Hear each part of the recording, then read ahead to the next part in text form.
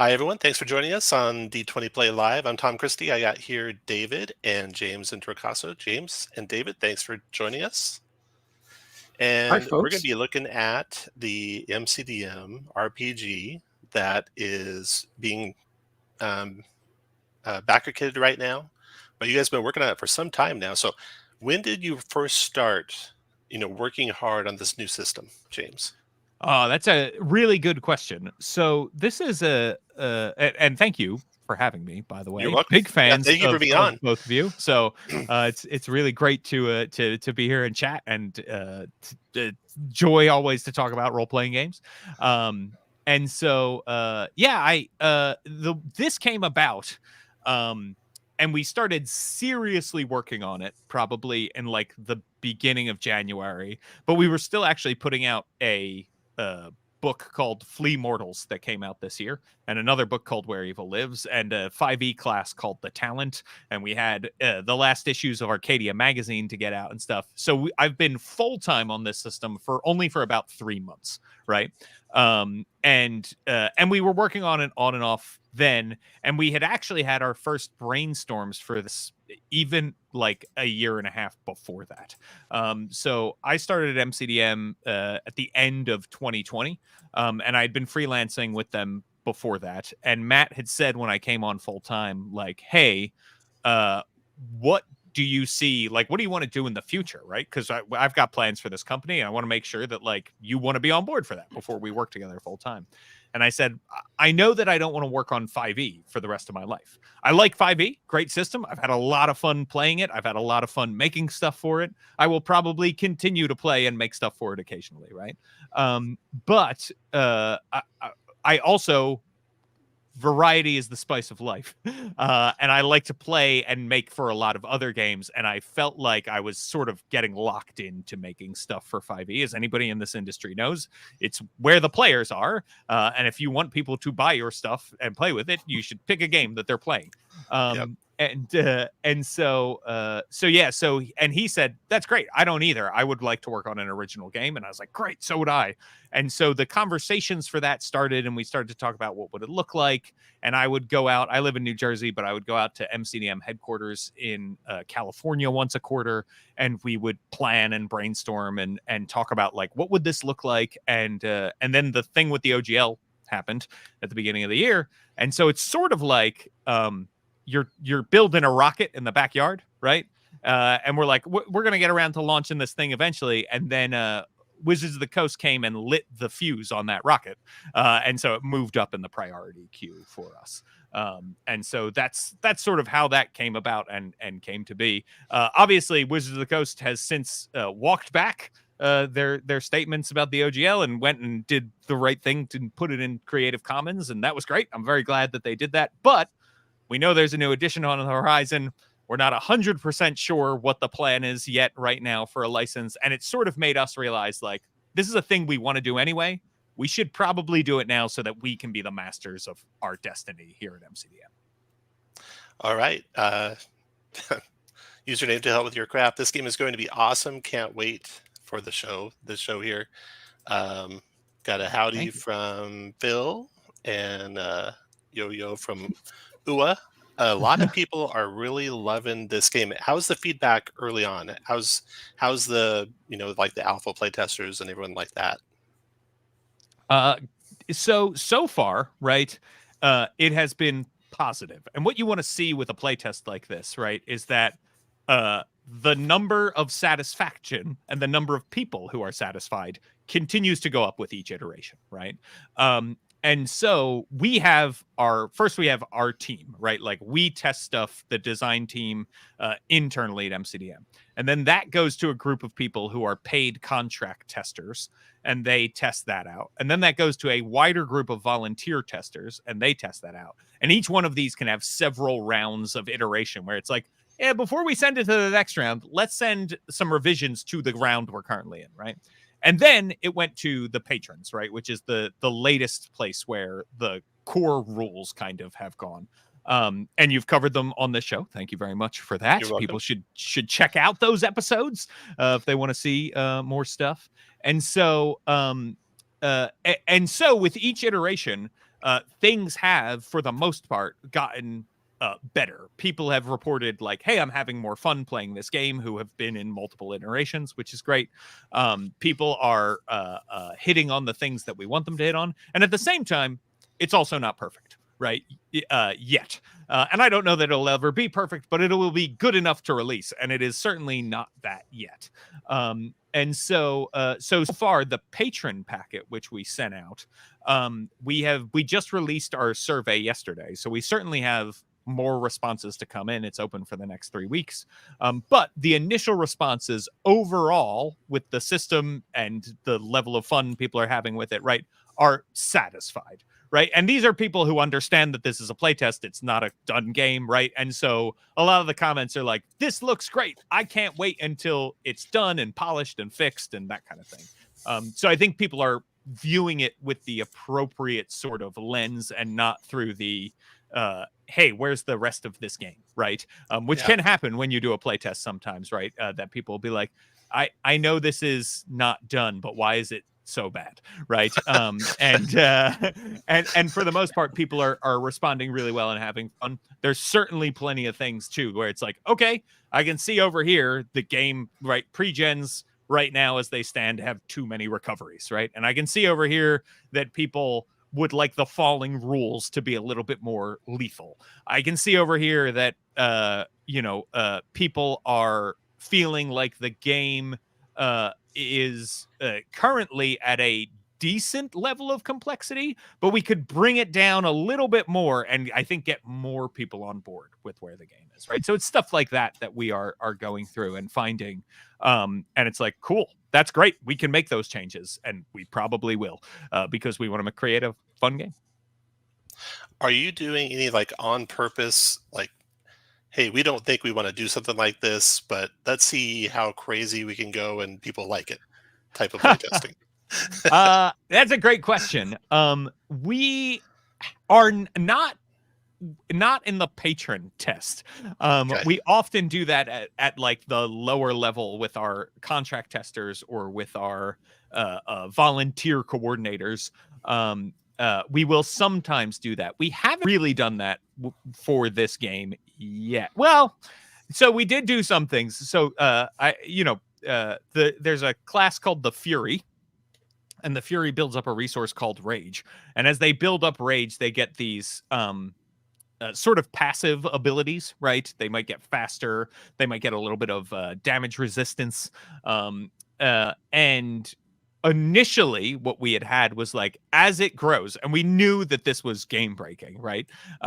You will get like 1 damage reduction for every 1 rage you have and deal 1 extra damage for every 1 rage you have, right? And we knew that was going to make people hoard rage, and we knew that was going to make people indestructible, right? But we sort of wanted to see how it went, and we ran it in one of our playtests first, and Matt was playing the Fury, and he died, right? Like and so it was like, oh, okay, well, it is possible for somebody who's trying to game this system to die. And then eventually we got like the playtesters were like, oh my God, they're invincible. This like the players love it. It feels amazing for them. But please, we as the director, right, which is what we call a game master in our game, can't challenge these people. So it's stuff like that we do sometimes do to sort of see like, how far can we push this, right? And it's like, okay, let's dial it back. People really like that, but let's not make it as powerful as all that. So there are some very interesting game mechanics. One of our favorite so far is Unbalanced. How did that come about? Ah, cool. Yeah. So initially, right, we knew that we had a lot of conversations about death and dying, and we knew that for a heroic game, right, we wanted a lot of what we notice about tactical games, right? Tactical games have decision points, and tactical games often involve moving people on a grid, and can mean that your turn might take a little bit longer, right? And we want to avoid getting bogged down. We want to avoid, hey, it takes 20 minutes to come back to me at the table, but it's still probably going to be not as fast as like pulpy old school play, right? Where, hey, within 5 minutes, it'll be back to me. and there's 8 players at the table and we're fighting 12 other creatures, right? So there are ways that we have sped things up, but we also know we don't want people to miss a turn in a heroic game, right? Like that's sort of the point of hitting all the time. That's the point of, you'll notice that there isn't like a stunned condition or a paralyzed condition or anything like that in the game. And so we were like, okay, well, just laying on the ground, rolling death saving throws sort of stinks. And you also don't get a cool heroic sacrifice moment most of the time when you're doing that, right? Like I love the scene in action movies and hero movies where it's like that person who is sort of fatally wounded to begin with is going to hold off everybody else so that, you know, the rest of their friends can go save the world, right? And so we talked about how do we make this moment happen, and we tried a couple of different things. And ultimately, we ended up with this unbalanced mechanic where you, when you are dying, right? Essentially, you can keep taking actions, but as you do, you take damage each time that you use one of these actions. And then there's a certain point where you've taken enough damage that you die. And so that's a big, right? Like you can make that heroic sacrifice, then you can stand and fight. Or even if you're just dying, right, you can still do a few things on your turn without taking damage. You can use a maneuver basically to move, to hide, to fall down on the ground and play dead if that's what you want to do, right? You can do all of those things. And so that's a big, that seems to be something that is very popular with people. So I'm glad to hear that you all like it too. It has a wonderful press your luck dynamic there. Not only does it keep you busy in those last moments, but it makes dying almost a choice. If you want to press your luck and really take a risk, that's kind of on you. And if you want to hide or play dead, well, you're probably going to survive the fight, but maybe not with the same amount of glory as if you chose to press ahead. Yeah, exactly. And the idea, right, of pressing your luck that way does mean that when you die, it feels more like you own that death than Exactly. I rolled a 2 and then a natural 1 and now I'm dead. Right. Yeah. So And I spent the last hour of the game just sitting dead, waiting for everyone to take their turns. Yeah. Right. Yeah. Right. Exactly. And then no one came to save me, and that was it. So I hate D&D now. Right. Yes. Exactly. Exactly. Now, another big mechanic is the no hit mechanic. So a lot of games basically use an attack roll to hit, and then you do some damage after that. There's a few that don't, and I'm really interested in trying this out. How did you guys get there on deciding that's what you want to do? Yeah, so that actually came the idea of, hey, roll and damage happens, right? Came pretty early on. We tried a few different iterations of things. We tried rolling to hit in this sort like opposed rolls. We've tried hey, maybe you have defense dice, right? At the beginning of this game, you had like sort of Fantasy Flight Genesis system style dice where it was like I roll my defense dice, you roll your sword dice, and we see what happens, right? And ultimately we landed up in this spot of, okay, when you roll, you are going to hit, you're going to do something, and it's going to advance the plot. And we thought a lot about different games that do this, right? Certainly there's games like Into the Odd that do that from a tabletop perspective, but then there's also a lot of games like video games, right? Like Diablo basically works that way. Final Fantasy games basically work that way, where when you attack someone, it's a matter of how much progress are you making, not necessarily are you going to miss, right? And again, that comes from the idea that like lose is sort of like losing your turn in many ways, right? And D&D, I think at higher levels, it doesn't sting as much unless you're playing a rogue, because you have multiple attacks, right? And so your odds are one of them is going to hit, or you might have something that allows you to, hey, make a save, you'll take at least half damage, right? That kind of thing. And so that's how that came about, was we were looking at these other things and we were like, you know what? this does work in other games. And so we can give it a shot here. And we did, and we just really liked it. And again, we liked it for this specific genre of game, right? A heroic tactical cinematic game. We thought that felt really cool for. Who knows? In the future, we could make another RPG, and then you'll be missing all over the map, and people will be like, "What happened to MCDM? They were the," you know. So, yeah. And it allows, like you're saying, an action economy that is just one attack.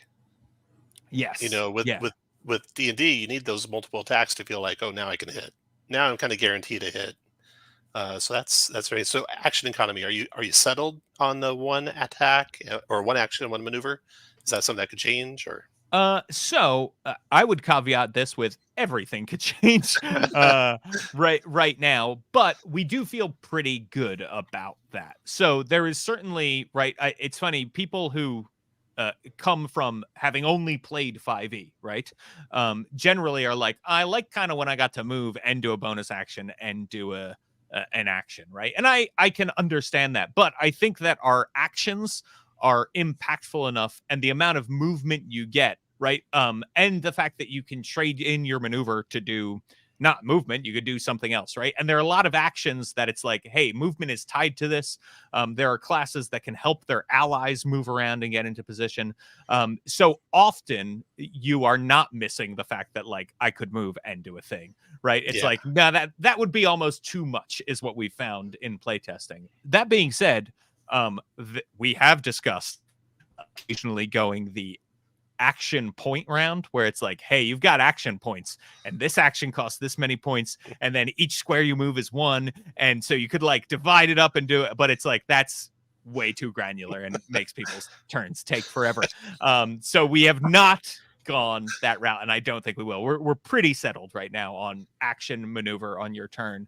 What we may find at higher levels is that you will be able to spend some of the heroic resource that you have, or take on strain, or however your resource may work, to get a second maneuver on your turn, so that you can trade in at a cost to get that. We were playing with that initially at first level. People really liked it, but again, it was just way too much to do at the first level of the game. So I think that's pushed off to later.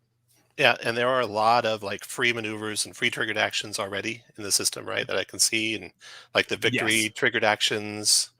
And yeah, so it's a lot more than just one action, one move, like you might think in a very simple system. There's a lot going on, but it's very still elegant, I think, to have just thank you. You know what you have there. Another thing we admired was how you seem to be working to have escalating action in fights. So things build instead of just start with a nova and then sort of sputter out. And also motivation for people to extend their adventuring day instead of quit. And I love that, because I have not seen that before in a sort of D&D style fantasy adventure type game. Can you tell us a little bit about how that process evolved? Yeah, I'm really glad that you picked up on that, David, because that was sort of the impetus for creating this game, right? Was that we sat down and talked about what are some of the ways that we think people actually want to engage with fantasy role-playing games these days, right? And we said, like, the game has shifted a lot from its wargaming, dungeon crawling roots to become a game that is more about telling heroic stories, right? If you look at a lot of popular published adventure novels, right, it's about saving people more than it is about going and getting treasure, although still a very important part of the game. And so we talked about, like, but there are still all these old sort of rules, hangups like spells per day, and, you know, the number of key points you have dwindle down, right? The number of rages you have basically dwindle down. It's a game of attrition, right? Where you're running out of the resources you need, and then you rest to get them back. And then we get into this situation where, like, people run out of, don't wait until they're at 0 spells per day. They're like, no, we should rest now. I'll get my 1 7th level spell slot back, and then we'll be good to go, because we need that 7th level spell, right? Or we need, hey, it'd be great to have just, 10 more key points. I have 4, right? But going into the final fight, I'd like 14. And so we're gonna stop here and rest, right? And so we wanted to encourage people instead to keep going, because in our thought is that like a heroic narrative is like you keep going, right? You don't really stop until you absolutely have to. And so heroes continue to press their luck, they continue to press forward. And so that's how, and we spent a long time trying to figure out the right way to do this. Was like, okay, first we want combat to get more interesting as it goes on, so that by the time you're in that second or third round of combat, you're not like, I hope we wrap this up because I did the cool thing that I can do, and now I'm just poking a rapier at people over and over again, right? So that's the idea of resources kind of building the way that they do in some of the classes, like the Conduit and the Tactician and the Fury. But then also that the adventuring day itself gets more interesting and you get more powerful as it goes on. So each time you win a battle or have a negotiation or solve a puzzle, right? These can happen both in and out of combat. You earn victories, and the victories you earn increase your character's power. And so it's this sort of hand-in-hand idea that like your resource makes the battle more interesting, victories make the adventure more interesting, and they, victories encourage you to keep going, because when you rest, you lose them right now, but eventually they will convert into XP, right? So that helps the sting of them like going away. Is like, oh, okay, they're going away, but they're being banked now into something else that will help me become more powerful overall. Got a question from chat here, and I'm sure you guys aren't too far along, but high level play, do you guys have like an outline of what you think the power level should be from level 1 to level 10? And how you're going to keep it challenging at the high levels?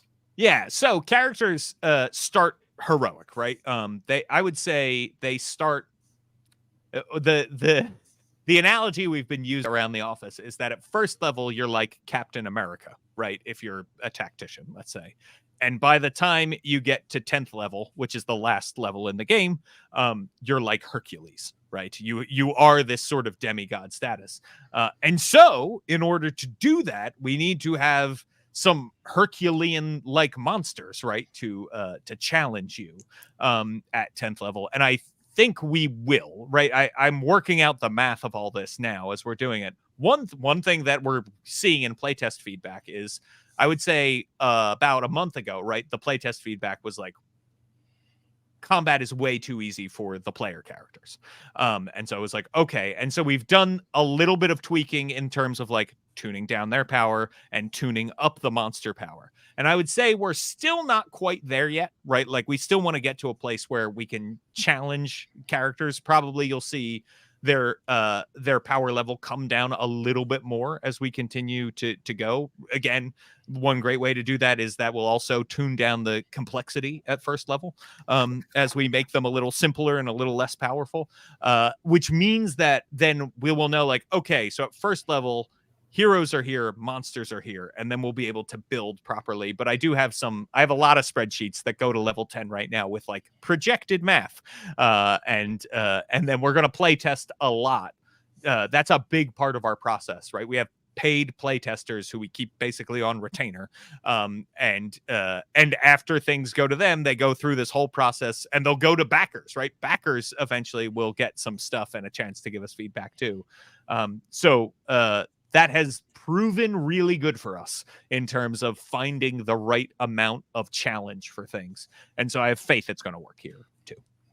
Good question, Matt. And Matt, I like your avatar. The old yeah. Homes look edition. At that. Yeah. That's awesome.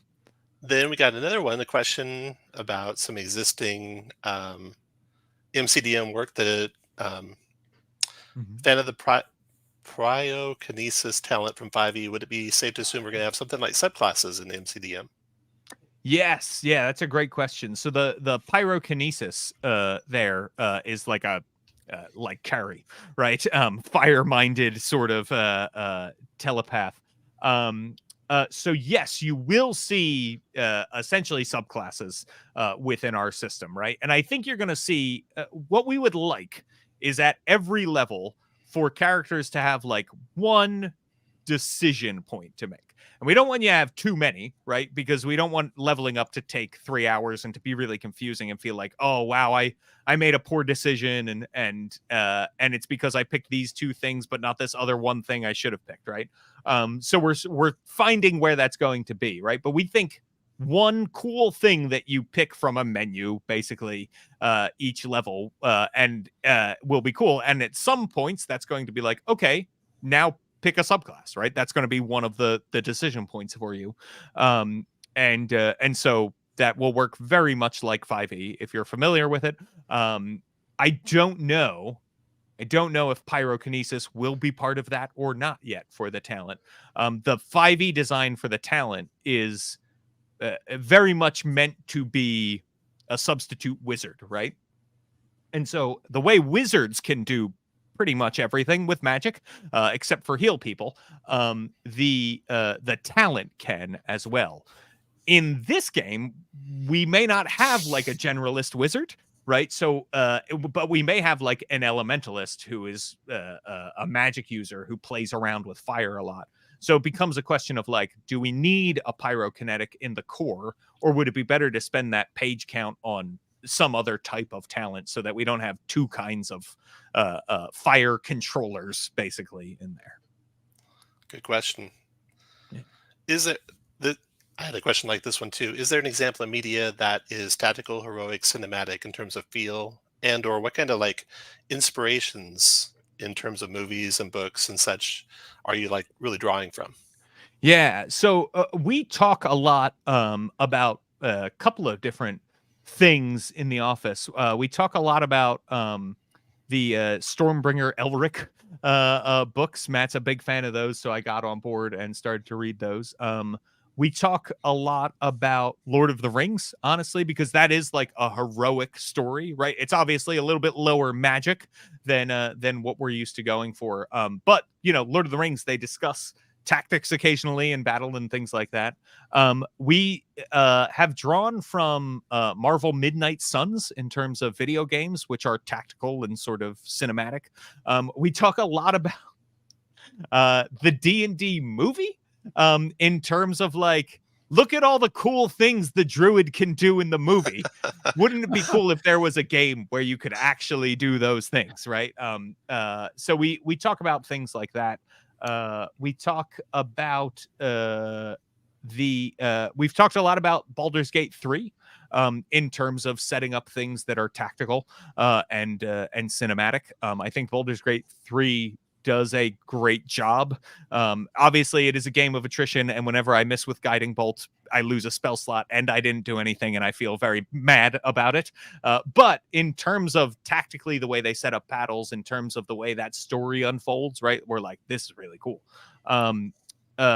So those are some of the things. We do also just talk about like Guardians of the Galaxy, right? Because we do have this setting called the Timescape, where you basically can sail the astral sea on a ship from planet to planet and solve things, right? And so like we draw inspiration from heroic things like Marvel movies and things like that too. So basically anything that suits the purpose of our discussion in the moment often, but things like Elric, Lord of the Rings is a big thing we draw from. We talk a lot about Terry Pratchett's Discworld series as well. Yeah. Very good. Got a question, David? In the introduction, you kind of outlined some games that it's not like. Yes. Are there some games that you point to as perhaps inspiration for elements of the design, or? Yes. Well, I'm sure. I'm sure we'd be remiss to not mention 4th edition Dungeons and Dragons, right, and 13th Age as part of like, hey, looking at this, these games, you know, I think 4th edition is a heroic fantasy game, right? There's a lot going on there, and it's certainly a tactical game. So we do take a lot of inspiration from that. It's an edition that is near and dear to Matt's heart. It's one that I played 2 level 1 to 30 campaigns in. I know we have some 4th edition fans here in the house tonight. I love 4th edition, definitely. Yes. Or there was parts of it that, you know, made it a pain to play. Yes. And that kind of was like, I got a question here that goes along with that. The health bloat that 4th edition had, where you'd be fighting things for hours after you knew you had him beat. So is that something? How's MCDM going to avoid that kind of a health bloat? Great question. So again, we really want to make sure we take the time and I think one of the things that you'll see if you look at let's take 4th edition, right, as an example. If you look at 4th edition books in like when they first came out, right, a monster book when it first came out, and then something like the 3rd monster manual when it came out, or the creatures of the Nentir Vale, threats of the Nentir Vale, right, when they came out, you'll see that like, oh, they ratcheted down the health and ratcheted up the damage for these creatures, right? Yep. And I think part of that is that 4th edition didn't have, and David, I will turn to you as the resident D&D historian here. But like 4th edition didn't have the runway for testing and development that something like had, where it could really get dialed in, right? And so a big part of what we want to do is we're going to make sure that we have a lot of testing to dial that stuff in. And I would also say that like what you're seeing right now is that creatures and player characters start with a lot of health, and that a lot of that has to do with never missing, right? If you look at a video game like Diablo, Midnight Suns, the League of Legends, right? You start with a lot of health. League of Legends, you start with like minimum 300 health at level 1. And the idea, right, is though then that you will probably not get like another 40 hit points at 2nd level. No, you'll probably get like 5 to 10. Right. And so you start with a pretty thick base layer there, which is sort of necessary for the game to work as the way we want it to. And it seems, and it's fun, right? It so far it's been working out. But we're not going to, that doesn't mean then that you'll have 900 health by the end. No, it means that you'll probably by 10th level have, you know, if you were to gain, let's say, another 10 points per level and you started with, let's say, 50 health, right? It means by 10th level, then you'll have like 140 health, right? By the end. So, and I think the same is true probably for creatures as they level up and stuff like that. And we've already done it, right? We initially, when we went to like this always hit model, for solo creatures and leader creatures, I really boosted their health because they were dying too quickly. And then it was like, oh, okay, actually, we need to bring it back now a little bit, right? So we're constantly moving in one direction or the next, and we have the time to do it. So that's part of the plan, is like we're going to really focus on getting those creatures right as we go in, so that, you know, they still go down while it's still fun. Let's go to the hood a little bit. So for health, we were trying to like reverse engineer this. So you have health, you have your endurance, you have your agility, you have your armor you're wearing, but you don't have an armor class to hit. So armor's contributing to your health, or your hit points basically. And does agility factor into it all? Does agility help you with being able to take more hits? No. So agility does not factor into your health. Right now, your health is a combination of base given to you by your class, plus your endurance score, plus anything you might get from your kit, right? And that's basically, it's those 3 numbers, right, put together. So that's where things currently stand. And I think if you actually look, there's a preview page of the Tactician on the backer kit page, and that gives like the base health for the Tactician, right? Oh, and gotcha. So like it's this plus that, plus your kit. There's also I do just want to shout out one other role-playing game, Shadow of the Demon Lord, which I would not think of necessarily as a heroic game, but you are kind of heroes. You are saving the world in that game. We do take some inspiration from as well. I am a big Shadow of the Demon Lord fan. It's one of my favorite role-playing games. Rob Schwab made it. So I just want to make sure that I shout that out as well.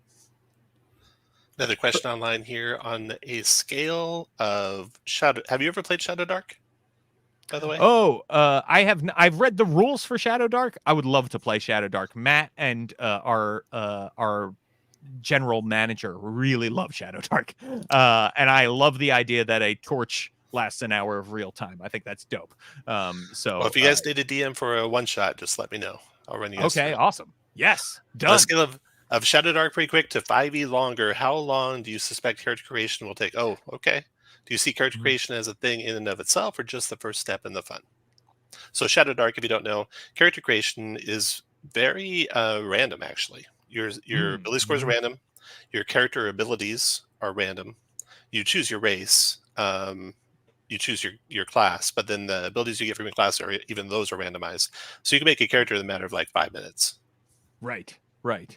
Yeah, so I think probably you will be able to create a character um in about, I want to say 15 minutes, right? Because I think you'll probably have a couple choices to make at first level. And but I don't think there's going to be a lot of math in it figuring it out. So it's certainly not the OSR equivalent of like a Troika or a Shadow Dark, right, or a Knave, right, where it all comes together with a few dice rolls. Hmm. But it is I think it will probably be in that 15 to 20 minute ish range. That would be my guess. Yeah. Great question, Andrew. Another question we have here is there's been a discussion of a class called the Summoner. Seems like that is very broad fantasy on par with martial or caster archetypes. Any chance for specific classes like the Necromancer, probably, or Summoner, Yes. or that kind of stuff? So the Necromancer is probably a summoner subclass in our system. So the idea of the summoner is that the summoner can bring to bear creatures and call those creatures to do things for them, such as battle or tomfoolery and tricks. And so you can think of a couple of different types of summoner, right? So like Necromancer might bring forth undead from out of the ground. But there might be like a nature animal summoner or a plant summoner, right, who brings forth that sort of thing, or fey creatures. There might be a infernal, like a devil or a demonologist, right, who brings forth fiends and things like that. There could be someone who brings forth angels, right, and that's how we sort of view your subclass. That might be something you decide like at first level, right, and that determines the kinds of creatures that you are bringing forth. We also picture the summoner would probably summon equipment too. So like if I'm a necromancer, I can bring forth these undead and I can empower them, and as I level up I might be more powerful, or I can bring forth, you know, one really big creature or whatever. But then I can also summon like bone armor, right, or a blood mace, right, or that kind of thing. And so so that's how we would picture those things working. We are going to have specific spellcaster classes. Like I mentioned, like the elementalist is probably going to be part of that too. But I think some of the specificity you're also going to get within your subclasses. That's a good question. Another good question. So there's a little bit of abstractness to the game, right? Mm-hmm. Like everyone can do a chance hit, and it doesn't require you to have a weapon or anything like that. You just take that hit. Um, Yes. And so there's no like differentiation between you're attacking with a battle axe or you're attacking with a hand axe. You do your attack and you do that damage. So how do you envision kind of like they're saying unarmed attacks or other ad hoc type attacks?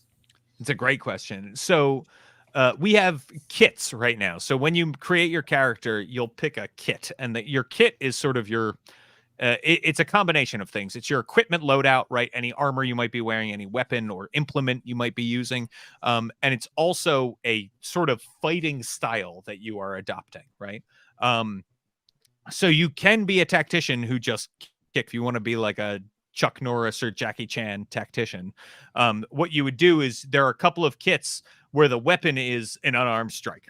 And so your kit might be something like martial arts is one of the kits, martial artist or pugilist, right? There's different styles of unarmed fighting, right? So if you want to be more of the bare knuckle brawler, gentleman type, put up your dukes, right? We have an option for that. If you want to be more of a trained martial artist, we have an option for that.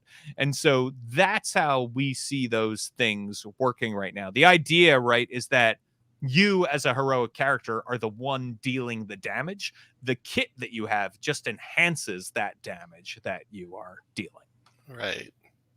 Right. Okay. One thing I noticed, this isn't a question that anyone's done in chat, but right now the longest range in any of the pre-gens I've seen is like 11 squares, 55 feet or so. Do you have an envision? I think fourth edition largely kept everything at 20 squares maximum. Do you envision that size of a battle, or do you ever see it going bigger than that?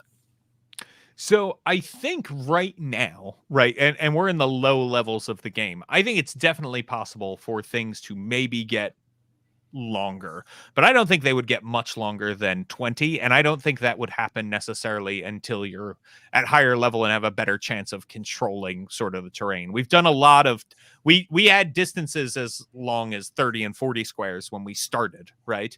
And it was just sort of it meant that people were so far back, right, that it was hard for them to get in the mix of things, right? And it was hard to threaten characters who were at range, and range kind of became king, right? It was like more important to have range than anything else. Yeah. So, however, that being said, there are definitely some kits you can take. Like there's a sniper kit, and that kit gets you longer than out to 11 range, right? Because the idea is like, okay, this is what I do, right? I am a long range character.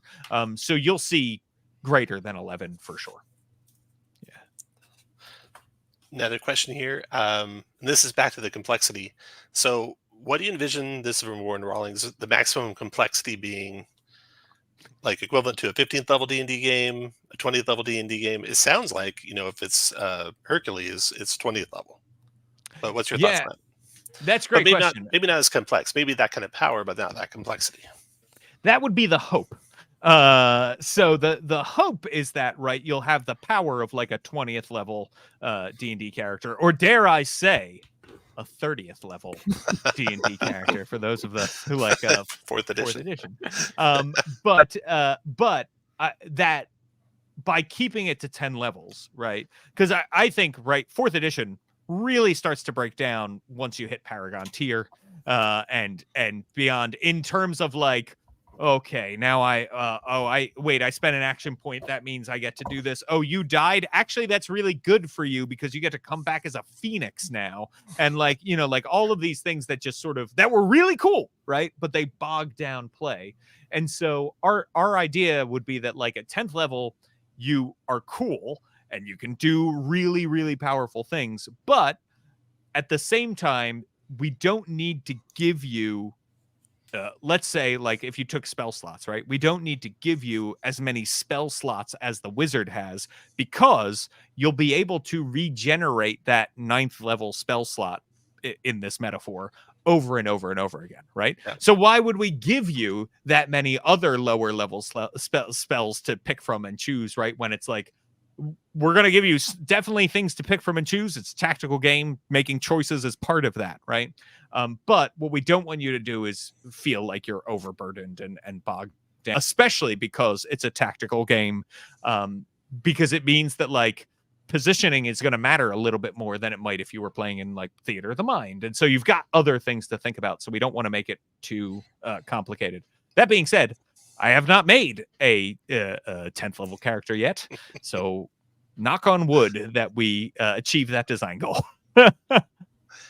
Can you speak about the lower end? So we talked a little bit about first level characters, and you're dialing in the complexity for first level characters.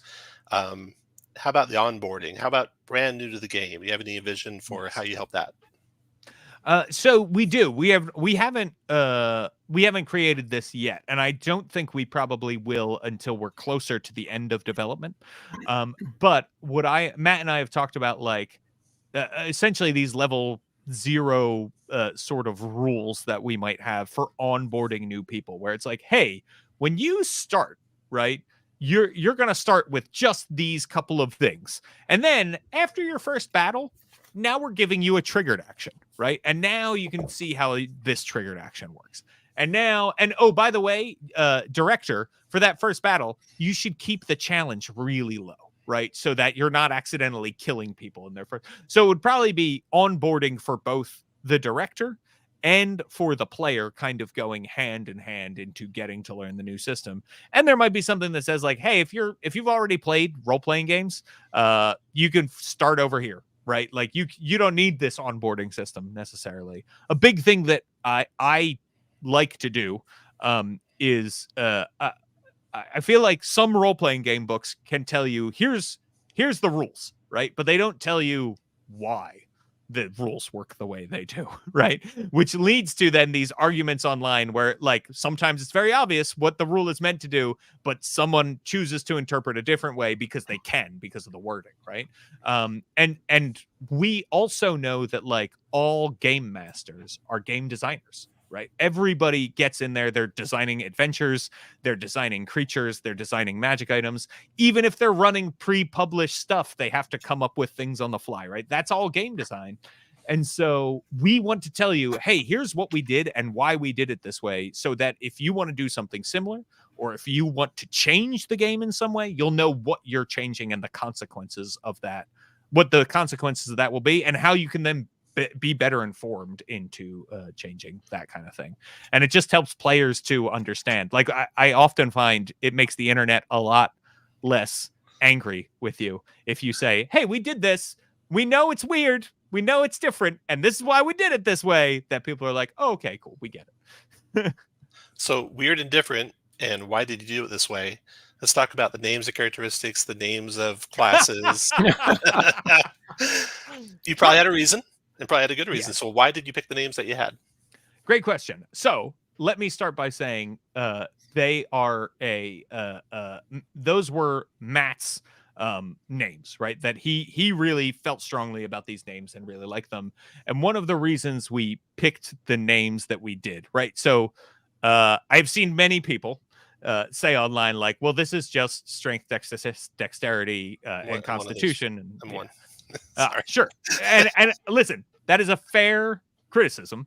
And as I have said to you, anything can change. I literally have a meeting on my book that's on the books right next week that says stats, right? Where we're just going to get together and talk about different statistics. Now that we have continued to develop the game, what do we need and where? There's a few things going on there. One is we think that these are these names we think are better at explaining what these things actually are to somebody who hasn't played D&D before, right? That I think a lot of people don't necessarily know what the word dexterity means compared to the word agility, right? I don't think that, I think that reason and intuition is a clearer distinction between two things than intelligence and wisdom, right?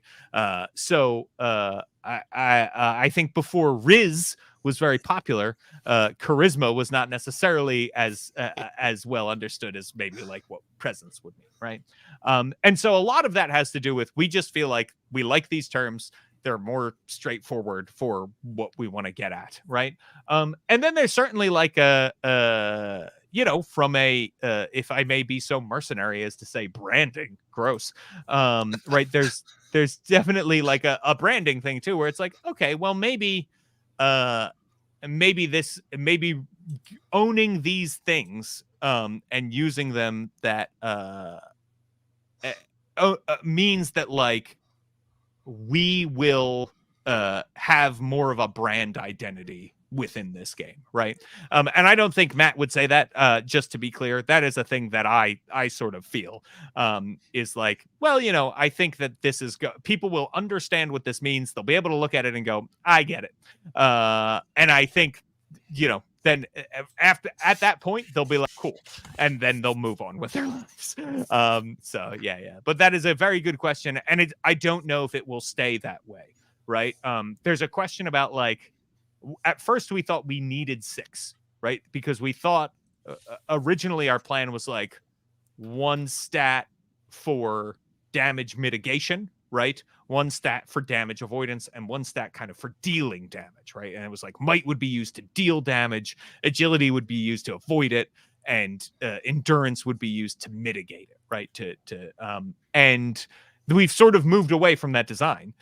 So that's one reason we're having a stats meeting, because it's like, maybe we don't need all of these now, right? Like if some of them are just existing in for rolling skill tests or whatever, or rolling resistance rolls, can we roll some of these into other things, right? So so we are going to have that conversation and we'll see how it goes. Where like does you're saying, willpower fit? Yes. Oh, willpower, yes. Yeah. Is that intuition? Because it used to be wisdom, right? Wisdom would give you willpower. Yeah, but it's an Wisdom would give you awkward fit for Yeah. intuition or wisdom. Yeah. Sure. It is awkward. Yeah. Seems like presence to me. Yeah, I think you are correct that it's probably like your willpower to hold back from something is probably presence. Luckily, haven't really designed anything yet that has to do with willpower, but it is coming. So that's going to be part of it. Might another part of the names be like your planned worlds, like your planned spell jamming type campaigns and things like that that aren't medieval fantasy, that maybe cleric doesn't fit with that kind of a world. Yes, yeah. So names of classes like things like conduit, right, and fury, and a lot of those come from and again, like we might have a druid class, right, and we might just call it a druid because that might be the right name for it. So a lot of this comes from like, what do we think is the right name for these classes, right? And so like we don't really have like a wizard because we just don't have that class right now in the game, right? An elementalist is more specific than that, and we want people to know that. The tactician, right, is the tactician because they are not just a person who is great with weapons. They're great at moving their allies around.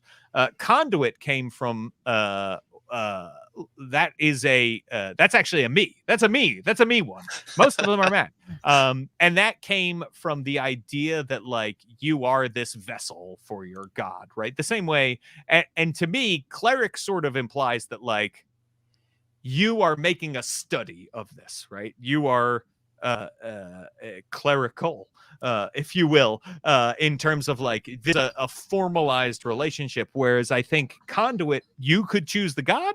Maybe the god has chosen you instead, right? And it could be a more reluctant relationship. And I sort of like that. Like a sorcerer favored soul in D&D. Yes. Here's an interesting idea from Wasp's Nests. Could the summoner cover the druid role, including summoning the beast within for wild shape? Interesting idea there.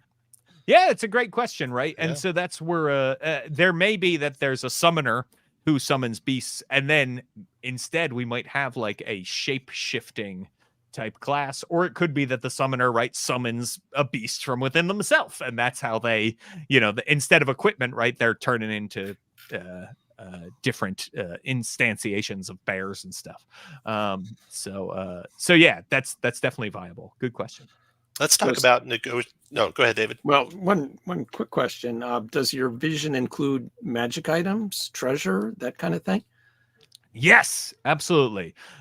So I think, and you can see an example of this right now on the backer kit preview, that there's two classes of magic items, and this is obviously not new by any stretch of the imagination, right? You got your consumable magic items, your potions, your bombs, your spell scrolls, your what have you, and then you've got your permanent magic items, your swords, your armors, your alchemy jugs, and so I think our thought is that like you'll probably have in the lifetime of your character, if you were to play all 10 levels, 3 magic items, right?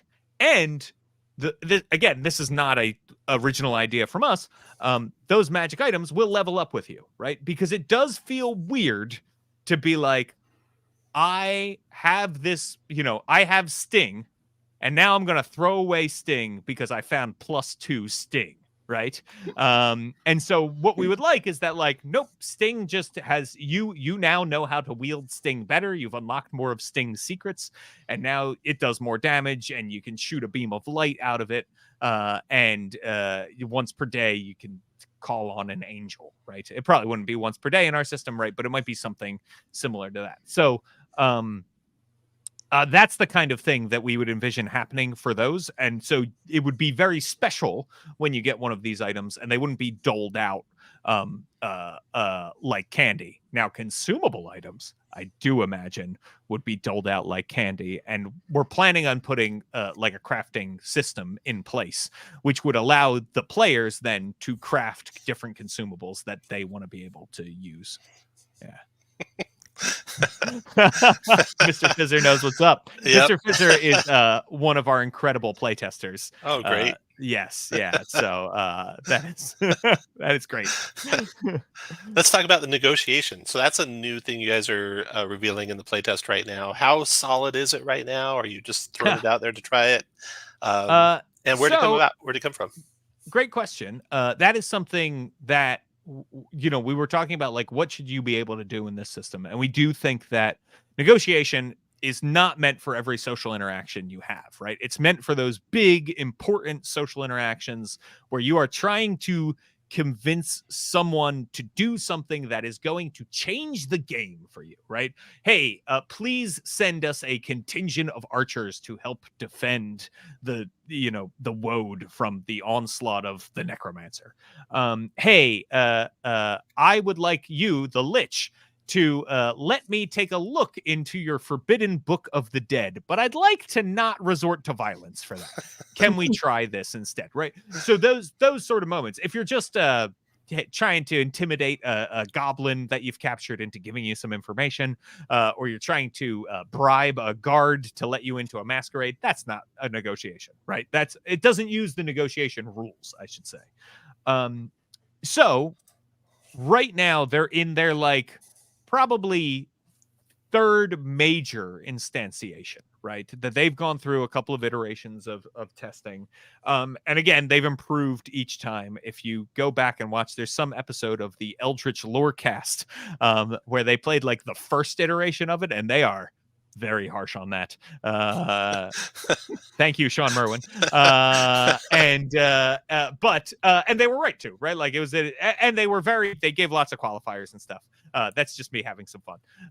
But it was, and so we've continued to revise it. And just today, I had another meeting with Matt about okay, how can we continue to revise this?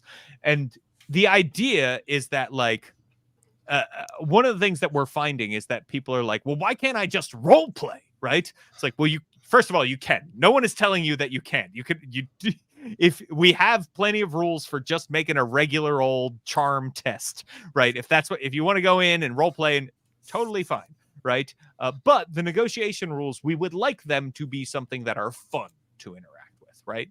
And so, and that means often when you're in those situations and you're negotiating with someone, it's sort of we just keep doing this until somebody gets tired, and then the GM asks you to make a test, and then it's okay, how'd you do? All right, fine. And what we're trying to avoid is that, right? What we want to happen is okay, cool, we can be strategic about this.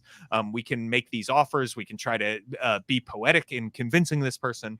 And so we want to make that easy to do. And right now, a lot of people love the rules, but not enough of them love the rules. And so we're working on how can we keep the people who love what we have now and make it so that even more people are into what's going on.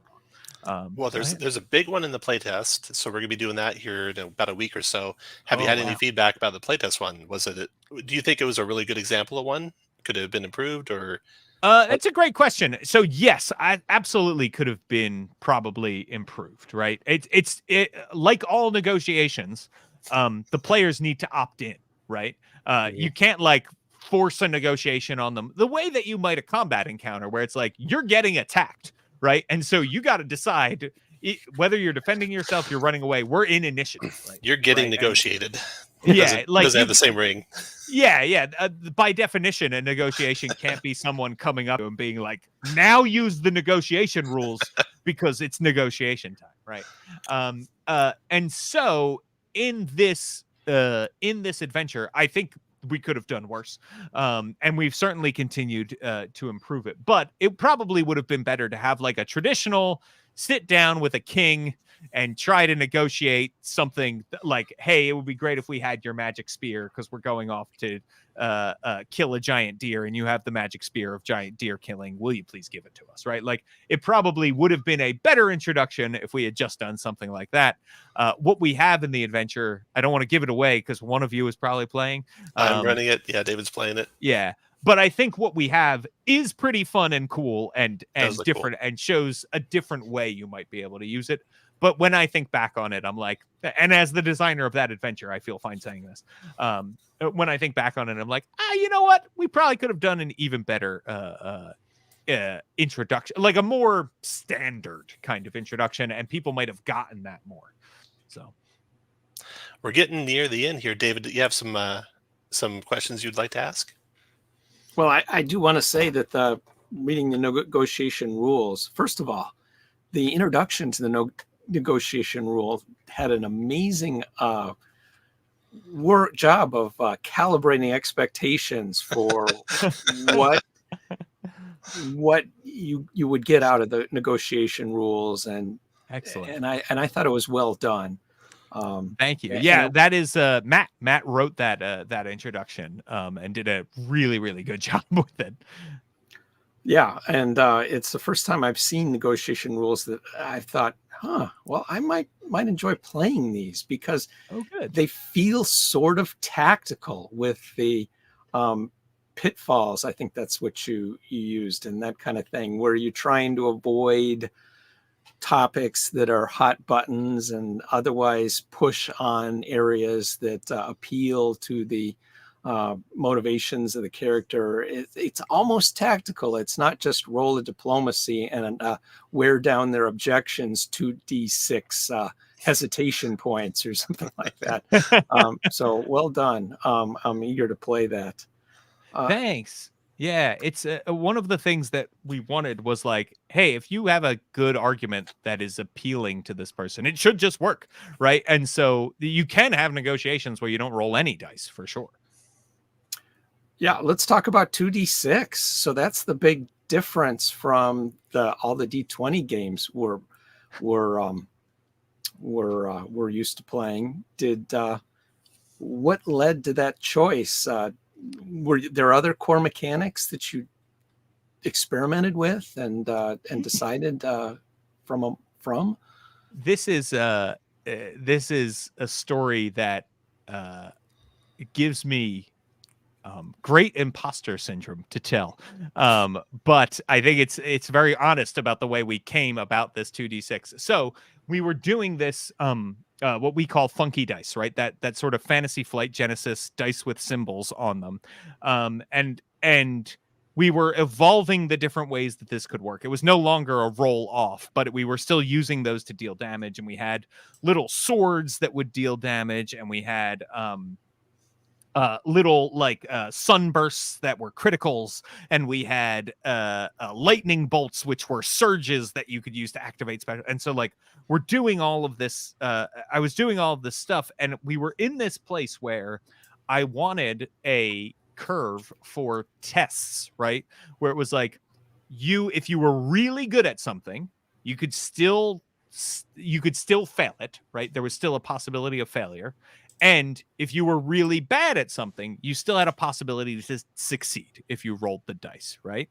And so we had started to look at that, and it was like, okay, is this going to work? And I was changing the symbols on the different funky dice that you were rolling. And eventually we had a playtest where everybody was like, that feels pretty good. That feels great, in fact. And I was like, okay, awesome. And I looked at the probability curve, and I was like, I feel like I've seen this before. And what it was we were using two different D12s. One was called the action die, and one was called the proficiency die. And the action die had successes 1 through 9 on it, and with some repeating on the D12. And the other one had 1 through 3 on it, with repeating results. And then some had surges and criticals and things like that on the other sides. And when I mapped the curve, the probability curve, it was the same as the 2d6 pyramid, basically. And I was like, well, if we're doing this and it's just 2d6, we should just tell people to use 2d6, because everybody's got a copy of Monopoly in their house, right? And it means that instead of buying funky dice from us and increasing the cost of shipping and weight and all that kind of stuff, we can just say use 2d6 and you will be much happier, right? People will be much, much happier. So that's how we ended up at 2d6. Have you thought about changing the Bane die to D6 and not having any special dice? Yes. So we don't have any right. Bane dice are regular D4s. Boons and Banes are regular D4s. Yep. And we have thought about so yes, we've thought about we've played around with that. We really like the D4 right now. I know people get very angry when D4s for a lot of reasons come up in situations. Some PTSD with D4s. Yeah, they don't roll properly. They argue about if the number is on top, is that a better D4 than if the number that you're supposed to read is on the bottom? They've stepped on them, right? They have personal injury stories with D4s and stuff. So, but right now with the way the math works, D4s are best, and in fact, we need to go in and do some more adjusting with the math. I saw you had a probability chart up there. It was pretty dope. Yeah, so I dug into it. I was looking at your numbers of 7 and 9 and 12, and I thought, okay, what's a normal human going to get? Is it really easy? And that's 58%. And if they just had a +3 in that characteristic, they'd be 92%. So that's pretty easy for a hero. So it kind of fits. The aiming fits pretty good. Easy is 92% for a hero, 72% for a moderate, and only 28% for hard. So seeing a target number of a 12 and knowing 2d6, that's 1 out of 36 chance of that happening. I thought, oh, that's not very good. But real quickly, with a little bit of bonuses or with a bonus and a boon, you're going to get some good chances of hitting that 12. So I think it's pretty good spread. Thanks. Yeah, and we're definitely going to look at changing probabilities and things like that as we continue to get up. So, but yeah, so far it's working. It may be too easy to get boons right now. Maybe, we'll see. Yeah. Before we go, any last things you'd like to say, James? This is really fun. I like both of you. And so thank you for having me on. And if people want to check it out, it's mcdm.gg/RPG. We'll take you over there. It's on BackerKit, which means that, like, if you're unsure about the RPG as of this moment, you're going to have plenty of time to go. It's already connected, right? Like, you'll be able to pre-order through BackerKit when this ends. You'll be able to get it after the fact. So feel like this is a low pressure sale right now. One reason we're very explicit about what the game is, right? A heroic tactical fantasy RPG. Is because we want people to know what they're getting into. And if it's not for you and you don't want that, that's cool too. There's lots of great RPGs out there, and please go check one of them out. Play something. It doesn't have to be our game. So that would be my final plea to anybody watching. And just thank you both. Thank you for having me on. Thank you for everything that you all do for this community. And thanks for, like, you're now dedicating like 4 videos to this game, and that means the world to me. So thank you. I love digging in. You've been very generous with your time. Thank you very much. And on that note, thanks everyone for watching.